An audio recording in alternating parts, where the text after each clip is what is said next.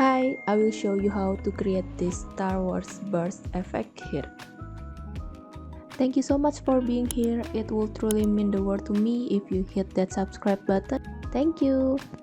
First, right click, new, solid, choose whatever color but black. On the effect, look for CC Starburst and put it on the solid layer. I will try to customize the Starburst.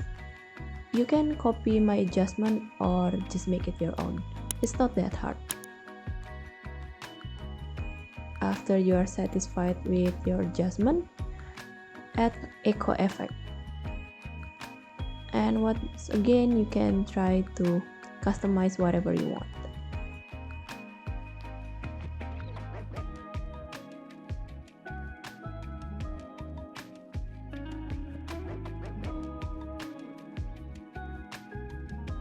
You can change the color by changing the solid color here. Just press Ctrl-Shift-Y.